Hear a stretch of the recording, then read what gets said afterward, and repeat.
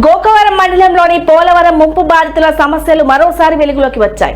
జగ్గంపేట నియోజకవర్గ Congress party incharge Maroti Sivaganesh Gokavaram ఆర్&ఆర్ కాలనీని సందర్శించి అక్కడి ప్రజల సమస్యలను తెలుసుకున్నారు. పోలవరం ప్రాజెక్టు కారణంగా దేవీపట్నం మండలానికి చెందిన సుమారు 18 గ్రామాల 1067 కుటుంబాలను గోకవరం ఆర్&ఆర్ కాలనీకి తరలించగా కనీస వసతులు లేక ఇబ్బందులు పడుతున్నామని బాధితులు తెలిపారు. కాలనీలో తాగునీటి సౌకర్యం, శ్మశాన వాటిక, హెల్త్ అండ్ వెల్నెస్ సెంటర్, ప్రాథమిక పాఠశాల వంటి మౌలిక సదుపాయాలు లేవని వారు ఆవేదన వ్యక్తం చేశారు. అధికారులను సంప్రదించినా సరైన స్పందన లభించడం లేదని ఆరోపించారు. ఈ సందర్భంగా మరోతి శివగణేష్ మాట్లాడుతూ పోలవరం ప్రాజెక్టును కాంగ్రెస్ ప్రభుత్వం జాతీయ ప్రాజెక్టుగా గుర్తింపు చేసిందని, కానీ రాష్ట్ర ప్రభుత్వాల నిర్లక్ష్యంతో బాధితులకు న్యాయం జరగడం లేదని విమర్శించారు. గత వైసీపీ ప్రభుత్వం, ప్రస్తుత టీడీపీ ప్రభుత్వాలు బాధితులను మోసం చేస్తున్నాయని ఆరోపించారు.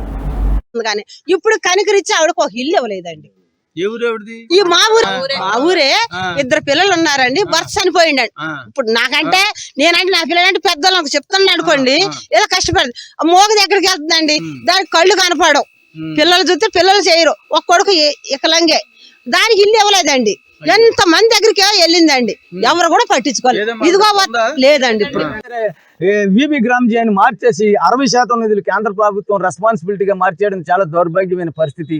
ప్రజలను ప్రభుత్వాలు మోసం చేస్తా ఉన్నాయి. ప్రజల తరఫున కాంగ్రెస్ పార్టీ నిలబడుతుందని చెప్పేసి సందర్భంగా తెలియజేస్తా ఉన్నాం. వీళ్ళందరికీ కాంగ్రెస్ పార్టీ అండగా ఉంటది.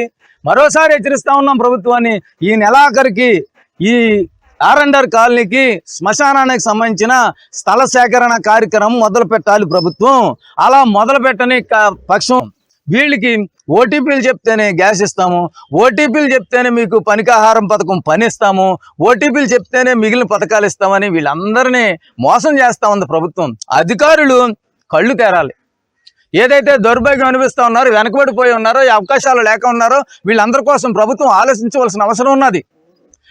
ఏదైతే లక్షల ఎకరాలకు నీరు ఇచ్చే పోలవరం ప్రాజెక్టు కోసం యజ్ఞం చేస్తామని గొప్పగా చెప్పుకుంటున్న ఈ ప్రభుత్వం ఏదైతే ఉన్నదో ఆర్&ఆర్ ప్యాకేజీలు ఇచ్చామో వీళ్ళందరూ పెంచుతారండి. తీసుకొచ్చి మమ్మల్ని రోడ్డు మీద పెట్టినట్టు పెట్టారు. కొంతమంది కాసు బాగా ఇచ్చారు, కొంతమందికి ఇవ్వలేదండి. ఇచ్చేదట్టు అందరికి ఇవ్వాలండి, లేకపోతే మానేయాలి.